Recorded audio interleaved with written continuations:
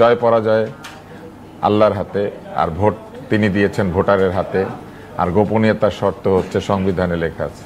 জয় পরাজয় কি সত্যি আল্লাহর হাতে? অবশ্যই, না হলে যারা আল্লাহর আইন প্রতিষ্ঠা করতে চাইলেও তার হারলো কেন? আল্লাহর ইচ্ছায় হেরেছে। আপনার বিশ্বাস হচ্ছে না? ওনাদেরকে জিজ্ঞেস করেন, ওনারা এই কথার প্রতিবাদ করতে পারবেন? আল্লাহ চান নাই তারা যেটুক। আল্লাহ তো বলেছেন তুমি সৎ কাজ করো, মানুষকে উদ্বুদ্ধ করো। এবং তিনি তো সুবিচারক, তিনি তো জানেন কে সৎ কাজ করে আর কে করে না, বা কে করবে কে করবে না। তার মানে কিচ্ছু না। আমি একটা আচ্ছা, কথা আমরা বলি, ধর্মীয় আলোচনার দিকে না, এটা ধর্মীয় আলোচনা না, এটা বিশ্বাস থেকে আলোচনা। তার মানে আল্লাহ চেয়েছেন যে এবার অবশ্যই তার হুকুম ছাড়া গাছের পাতাও নড়ে না, অতএব জামাত হেরেছে, এটা তার ইচ্ছা। এনসিপিও তো হেরেছে, হ্যাঁ এটাও তার ইচ্ছা।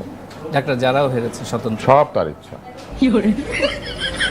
রাশেদও হেরেছে। তার ইচ্ছার বিপরীতে গিয়ে যে এখন উল্টাপাল্টা কথা বলছে যে এই নির্বাচন ঠিক হয় না, এটা তো ঠিক না, এটা আল্লাহর ইচ্ছা। জামাতের সেক্রেটারিও তো হেরেছে। হ্যাঁ আল্লাহর ইচ্ছা। ভিপি নূর জিতেছে। হ্যাঁ এটাও, আপনি যতবারই বলবেন আমি এটাই উত্তর দিব, ওনার ইচ্ছা ছাড়া কিছু হয় না।